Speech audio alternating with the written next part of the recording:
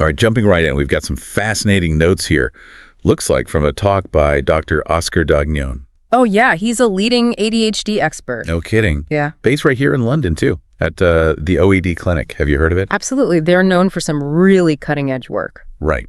And it seems like you really want to dig deep into adult ADHD, like not just the symptoms, but, the real impact on people's lives. It's interesting because Dr. Dagnone often talks about how many adults are living with undiagnosed ADHD. They may not even realize it's the root cause of their struggles. Wow. I bet that resonates with a lot of people listening. Mm-hmm. It's not always obvious. Not at all. So what are some of the key signs of adult ADHD? What does Dr. Dagnone say? Well, he talks about a persistent pattern of things like inattention, impulsivity, and sometimes even hyperactivity. But the thing is, with adults, it's not always as obvious, as it can be in kids. Right.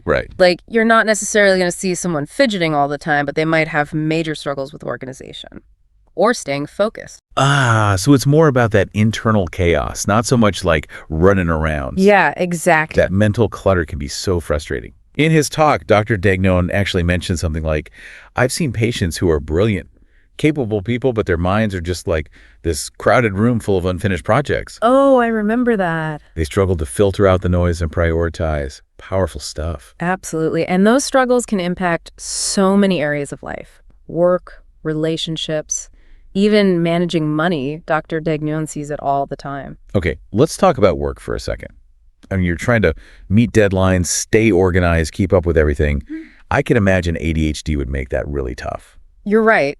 Based on his years of treating patients, especially at the OA clinic, Dr. Dagnone points out that it's common to see people with ADHD struggling with procrastination, difficulty following through on tasks. And of course, missing those deadlines. Exactly, and it can lead to this feeling of being overwhelmed, like they're constantly underperforming. Right, and it's not just about laziness or not trying hard enough. No, not at all. It's this underlying difference, right? Exactly, a neurological difference. And it can really impact someone's self-esteem. They might feel like they're constantly falling short, even when they are putting in the effort. And it's not just work, right? Relationships can be affected too. Oh, absolutely. Think about it.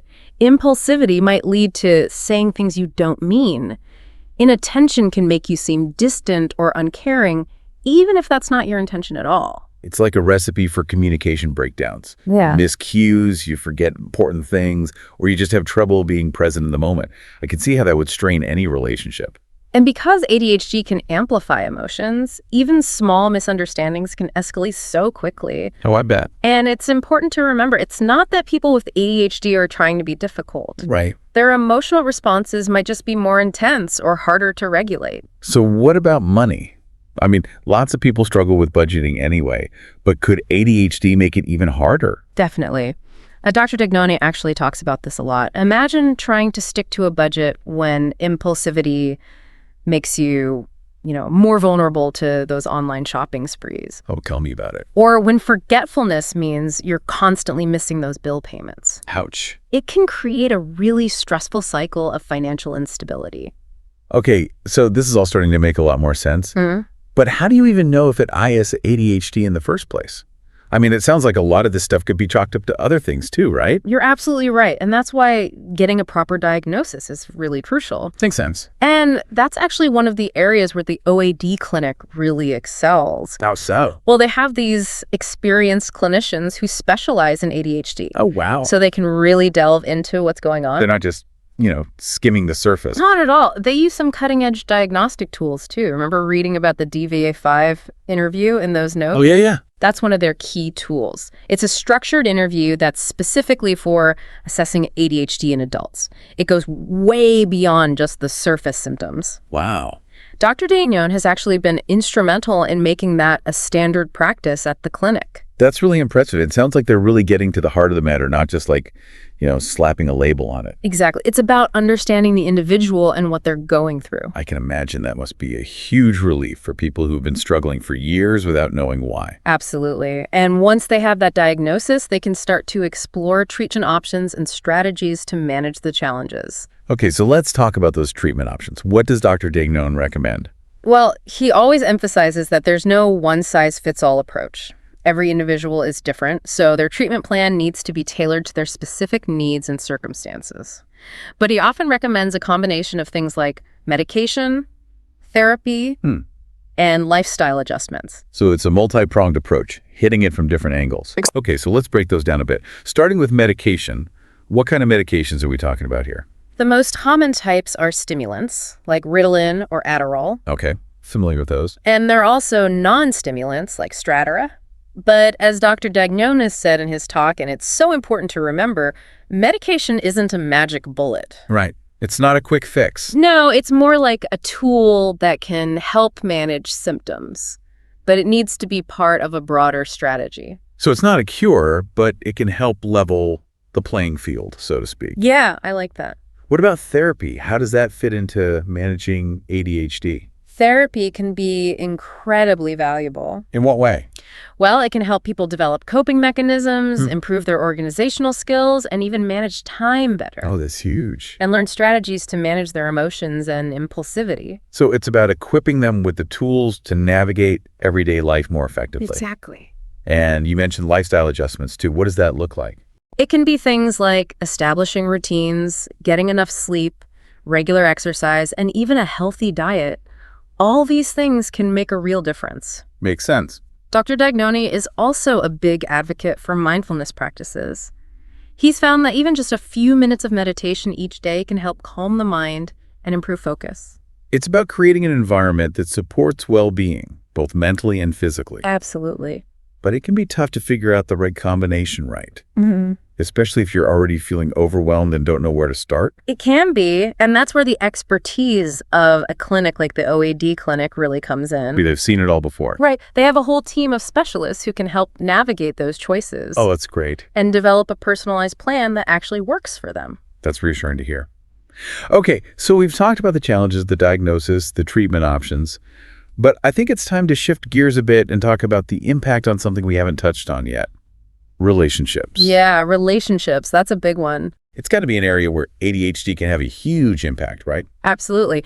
Dr. Dagnone actually said, and I quote, "Relationships can be both a source of great joy and significant stress for individuals with ADHD."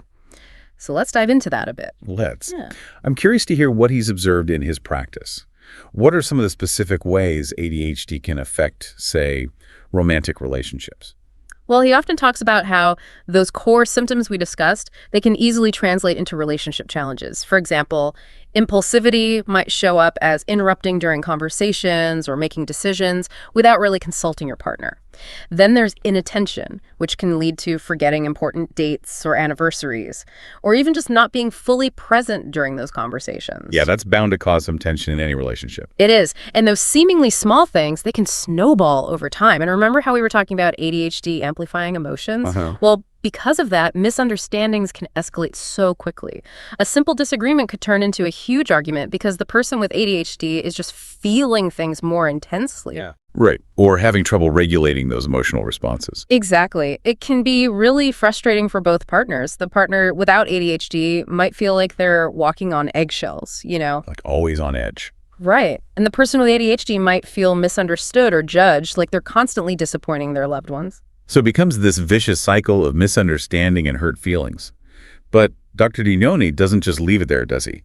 He offers some guidance for couples trying to work through this. Oh, absolutely. He really believes that with understanding, good communication, and the right strategies, couples can not only navigate the challenges, but actually come out stronger on the other side. Okay, that's encouraging to hear. Yeah. So what are some of those strategies? What does he advise for couples dealing with ADHD? One of the most important things is open and honest communication. Both partners need to feel safe expressing their needs and concerns. So creating a space where both people feel heard and validated. Exactly. He also encourages couples to learn about ADHD together. So they're both on the same page. Right. The more they understand about the condition, the better equipped they'll be to manage those challenges together. And then there are practical strategies, things like shared calendars, to-do lists, reminder apps. Oh, I love those. They can help with organization and accountability. Right. He also recommends setting up clear routines and expectations. To minimize those misunderstandings. Exactly. It's about building a framework that supports both partners. And creates a sense of predictability. Yes. What about the emotional side of things? How do couples navigate those heightened emotions and that potential for conflict? Well, that's where learning healthy coping mechanisms comes in. Dr. Dagnone often recommends things like mindfulness practices, meditation, deep breathing exercises, anything to help regulate those emotions. And he also stresses self-care for both partners. So it's not just about managing the symptoms, but also taking care of the relationship itself. You got it. And he often suggests couples therapy. Oh, that makes sense. A skilled therapist can really help facilitate that communication, provide tools for conflict resolution, and guide couples toward a deeper understanding of each other. It's like having a neutral third party in your corner, helping you navigate those tricky waters. Exactly. But what about those who are single and dating? How does ADHD play into that? Oh, that's a great question. I mean, dating is already a minefield as it is, and then you throw ADHD into the mix. Right. It can definitely bring its own set of unique challenges. Those same symptoms that can cause friction in established relationships, they can create obstacles in those early stages of dating, too. Like what? Well, impulsivity might lead to coming on too strong or saying things you regret later. Oh, yeah. And then inattention might make you seem disinterested or aloof, even if you're not. It's like trying to learn a new dance, but you're wearing two left shoes. You're trying to follow the steps, but your brain keeps tripping you up. I love that. That's Yeah. a great analogy. And then there's the whole vulnerability piece. Putting yourself out there is already scary, but when you have ADHD, you might be extra sensitive to rejection or criticism. That's true. It can make dating even more daunting. So what advice does Dr. Dagnone have for people who are single and dealing with ADHD? He stresses self-awareness. Understanding your own patterns and how ADHD might be showing up in your interactions is key. He also encourages people to be upfront about their ADHD, at least to some extent. Wait, you mean actually telling people you're dating that you have ADHD? Isn't that a little risky? It can be, and Dr. Dagnone acknowledges that. He says to use your judgment and choose the right time and place. So don't just blurt it out on the first date. Right. But he also believes that being open about it can help set realistic expectations. It can even help weed out potential partners who aren't going to be understanding or supportive. So it's about finding someone who's willing to meet you where you are, ADHD and all. Exactly. And if someone's not okay with that, well, maybe they're not the right person for you anyway. Right, right. What about for people who are really struggling with the dating scene? Any advice for them? Dr. Dagnone often recommends seeking support from a therapist or joining a support group specifically for people with ADHD. To connect with others who get it. Exactly. That sense of community and shared understanding can be so powerful. It can make a world of difference. So whether you're in a relationship or out there dating, it sounds like ADHD can add another layer of complexity. It definitely can. But the important thing is, it doesn't have to be a deal breaker. Absolutely not. Dr. Dagnone's work at the OAB clinic has shown time and time again that with the right tools and support, people with ADHD can build healthy and fulfilling relationships. And speaking of the OAD clinic, they offer more than just diagnosis and treatment, right? They do. They have all sorts of resources and support services, workshops, group therapy sessions, even online resources. Wow, they really do seem to have it all. They do. It's like a one-stop shop for everything ADHD, and it's right here in central London, accessible to anyone who needs it. That's fantastic. Well, we've covered a lot of ground in this first part of our deep dive into adult ADHD. We've talked about the symptoms, the challenges, and the impact on various aspects of life, including relationships. But we've only just scratched the surface. Oh, there's so much more to uncover. There is. In the next part of our deep dive, we're going to go even deeper into the nuances of ADHD in the workplace. We'll explore the specific challenges, the strategies that work, and what employers can do to create a truly supportive environment. I'm really looking forward to that. Me too.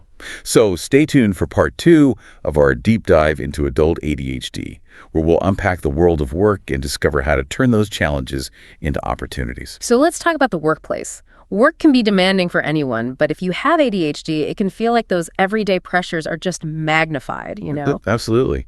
Just thinking about juggling deadlines and staying organized, trying to focus when it's busy. Right. It can be overwhelming for anyone, let alone someone with ADHD. And that's exactly what Dr. Dagnone talks about. He's seen how, even in a quiet environment, just staying focused on a task, especially a long or detailed one, can be a real struggle for adults with ADHD.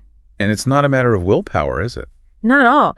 It's really about how their brains are wired. It's like having a million tabs open in your brain all the time. Yeah. No wonder it's hard to get things done.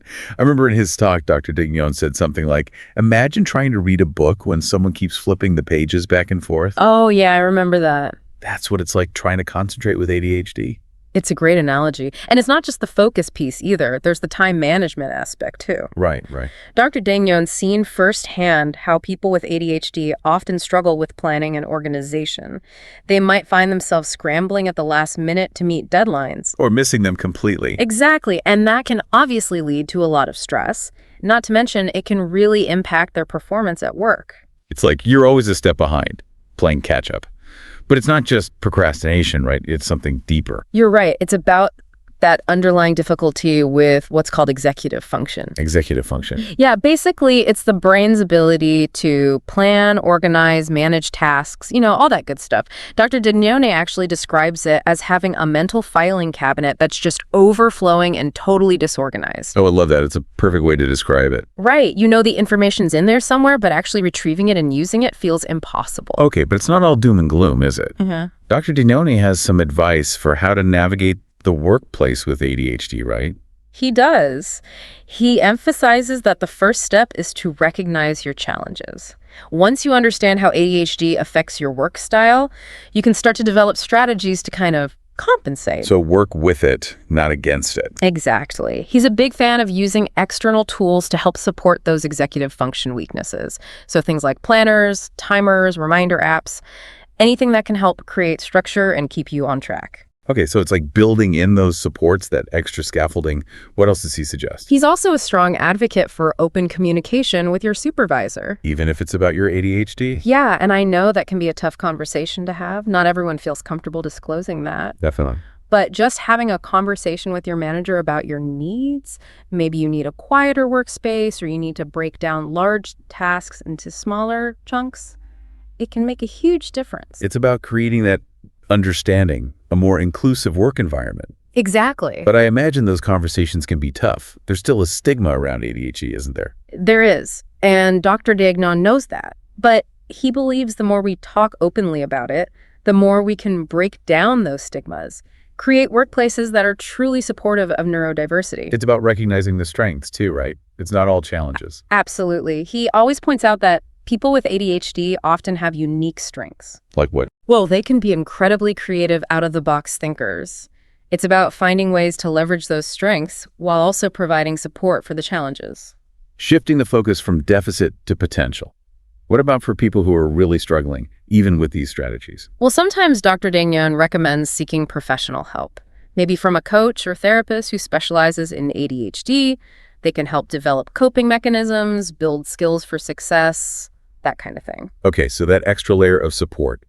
What about medication? We talked about it before in the context of overall treatment, but can it play a role specifically at work? It definitely can. For a lot of people, medication can be a game changer in the workplace. It can help them focus better, reduce impulsivity, and it can even make those executive function challenges a little easier to manage. Like it clears the mental fog so you can actually see the path ahead. Yeah, exactly. Dr. Dagnon said it really well in his talk. Medication is not a substitute for developing those coping skills, but it can provide the clarity and focus you need to actually implement those strategies effectively. Right? It gives you that foundation to build on. But finding the right medication and dosage, that can take some time, can't it? It can. It's often a bit of a trial and error process. That's why it's so important to work closely with a healthcare professional who really understands ADHD. They can help you find what works for you. Exactly. They can monitor your progress, make adjustments, the whole thing. So you're not just out there on your own trying to figure it out. Right. What about the role of employers? Is there anything they can do to create a more supportive environment for employees with ADHD? Absolutely. Dr. Dagnon is a big believer that employers have a responsibility to create inclusive workplaces. And that includes embracing neurodiversity. So it's not just about hiring diverse people, it's about supporting them once they're there. Exactly. And sometimes it's the simple things that make a big difference. Flexible work schedules, quiet workspaces, breaking down those big projects into smaller, more manageable tasks. So recognizing that one size doesn't fit all and being willing to adapt. Exactly. It's not just about accommodations, though. It's about fostering a culture of understanding and acceptance. When employees feel comfortable disclosing their ADHD and asking for what they need, they're more likely to thrive, reach their full potential. Creating that sense of safety and belonging. Yes. And that brings us back to the OAD clinic. They're really leading the charge and promoting awareness and understanding of ADHD, right? Not just in the clinical setting, but in the community as well. They are. Dr. Begnon is incredibly passionate about ADHD awareness, and he's been so instrumental in developing outreach programs and resources that are really making a difference. So it's not just about treating individuals, it's about shifting the entire conversation around ADHD. Exactly. And it's working. The OAD clinic is becoming a real beacon of hope for so many people with ADHD, showing them that they're not alone, that there's support available. What a powerful message. Okay, so we've covered a lot in this deep dive into ADHD in the workplace, but there's one more piece I think we need to explore: the emotional impact. Right. ADHD isn't just about those external challenges. There are internal struggles, too. Difficult. And the emotional side of things, well, that can be a real roller coaster. It often gets overlooked. It's a conversation that needs to happen. So in the next part of our deep dive, let's shift our focus to that emotional side of ADHD. We'll talk about the frustration, the anxiety, even the low self-esteem that can come with this condition. And we'll explore some strategies for navigating those emotions and building a stronger sense of self-acceptance. Sounds good. Stay tuned for part 3 of our deep dive into adult ADHD, where we'll unpack all of that and discover the power of resilience and self-compassion. We've talked about all the practical challenges, ADHD in work, relationships, even money. But I have to say, reading through Dr. Daigneault's talk, I was really struck by the emotional side of things. It's often overlooked, isn't it? Totally. It's not just about, forgetting your keys or zoning out in a meeting. It's the emotional weight that comes with it. You're right. Dr. Daigneault talks about this a lot. He sees firsthand how living with ADHD, especially when it impacts your work or your relationships, can lead to just this, heavy feeling. Of frustration. Yeah, frustration, anxiety, even low self-esteem. It's like carrying around this burden that most people don't even see. It's that feeling of never quite measuring up, no matter how hard you try. I can imagine that would be exhausting. Totally, and that's just the beginning. Dr. Daigneault's also noticed how many adults with ADHD talk about struggling with really intense emotions. Like mood swings. Exactly, mood swings. He described it once as, it's like their emotional thermostat is set a few degrees higher. What did that even mean? Well, things that might not bother other people can trigger a much stronger reaction in someone with ADHD.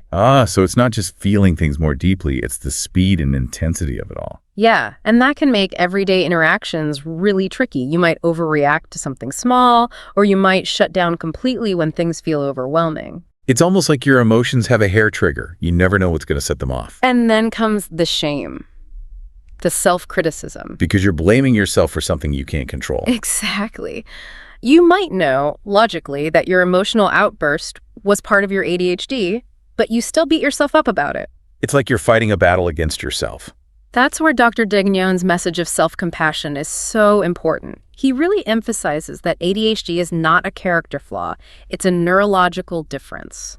Okay, but how do you practice self-compassion when you're in the middle of an emotional storm? Well, he encourages people to treat themselves with the same kindness and understanding they would offer a friend who is struggling.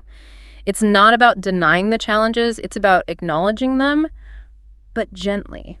So instead of saying, I messed up again, you say something like, this is hard, but I'm not going to beat myself up about it. I'm going to figure out how to manage it and take care of myself. Okay, I can see how that shift in perspective could be really helpful. Yeah. But it's not all about internal work, right? Dr. Daigneault also talks about the importance of support. Absolutely. He's a big advocate for therapy. It can really help you explore those emotional patterns, develop coping skills. So it's like having a guide to help you navigate those tricky waters. Exactly. And he's found that group therapy can be especially beneficial for people with ADHD. Why is that? Well, it gives you a chance to connect with other people who really get it. Like they've been there, they understand. Exactly. Just hearing other people share their stories and knowing you're not alone can be so powerful. It helps break down that feeling of isolation. Like finding your tribe, people who accept you for who you are, ADHD and all. And they can support each other, share strategies. It can be really empowering. And that feeling of empowerment can lead to resilience, right? The belief that you can manage the challenges and live a good life. Absolutely. That's what Dr. Daigneault sees every day at the OAD clinic. He's not just treating symptoms, he's helping people rewrite their story, reclaim their power, create a life that reflects who they truly are. That's amazing. So as we wrap up this deep dive into the emotional side of ADHD, what's the key takeaway? What do you hope our listeners will remember? I think Dr. Dagnon would say that while ADHD comes with challenges, emotional and otherwise, it's important to remember it's not a life sentence. It's a different way of being. And it has its strengths, right? Absolutely. It's about finding that balance, learning to manage the challenges, but also embracing the strengths, remembering that you're not defined by your ADHD. You're so much more than that. And with the right support, you can find ways to thrive. Yes. With support, self-compassion, and a willingness to embrace who you are, you can navigate those ups and downs and create a truly meaningful life. This has been such an eye-opening journey exploring all the different facets of adult ADHD. And I think the most important thing to remember is that you are not alone. There are resources out there, communities waiting to welcome you, and experts like Dr. Dagnon who are dedicated to helping you thrive. So if this resonated with you, don't hesitate to reach out. Seek support. Start building a life that celebrates your unique wiring and honors your incredible potential. And as always, thanks for taking this deep dive with us.